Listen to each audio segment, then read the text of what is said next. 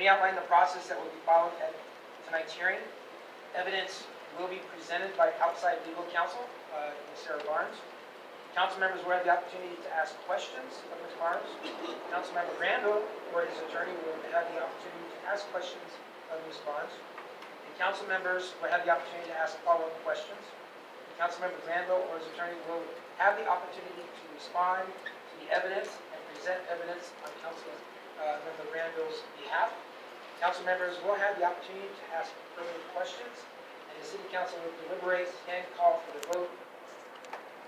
Now, I'd like to start the hearing by asking our legal counsel, Ms. Sarah Barnes, to summarize the evidence that has been presented to the City Council.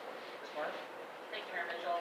I'm going to do my best to summarize that which has already been provided to the council and to the public contained in my memorandum and applied documents, as well as the other documents that have been presented and made available for the public.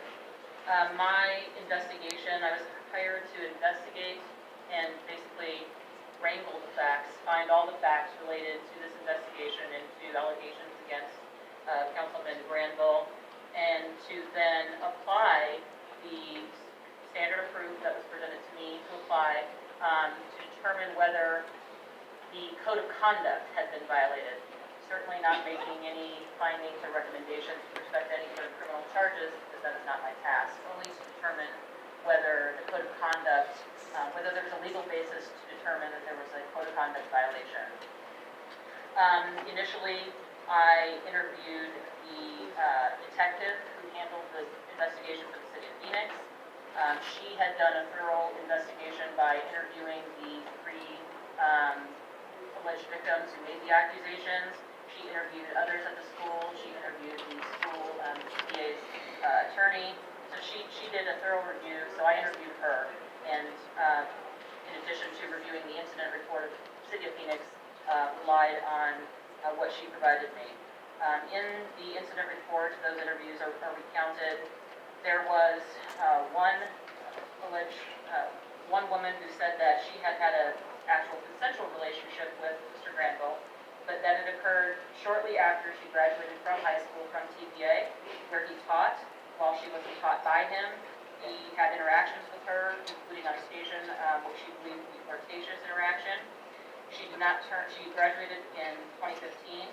She turned 18 in August, and then saw him at some City of Tempe function in the community in September of 15. After that, friend requested her and asked her out to lunch. They had on and off contact until February, at which time, so at this point, she's now just less than a year removed from the high school. Invited her to the movies. She declined a couple of times, but eventually went. And again, I'm just summarizing, not recounting her whole statements. She identified herself as being sheltered. She struggled with sexual identity, which Mr. Granville acknowledged in the interview of him. She said that he bought alcohol for her on numerous occasions when they were together and also when they were in Las Vegas. He told her about an incident where he had been admonished by the school for inappropriate touching of some kind of a student. There was no elaboration on that. The next woman I'll talk about is the gal who graduated 2 years prior in 2013. She was connected to, she knew him but had not been taught by him. She was connected to him through another teacher to discuss a trip abroad that she would be taking as he traveled. She met with him sometime in that summer. She was still 17 at the time. They had coffee, then went to breakfast the next week. He flirted with her. They had several occasions to have meals together. Then after that, went back to his house on one of the evenings, went on his roof.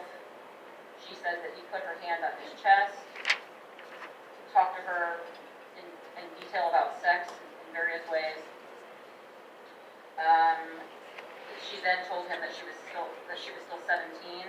She said that he said that meant that he could not have a goodnight kiss.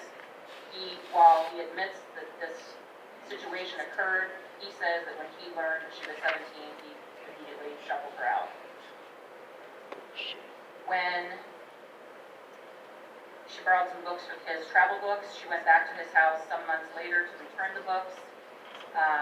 and she felt that he blocked her pathway from leaving his house and shut the door, kissed her without her consent.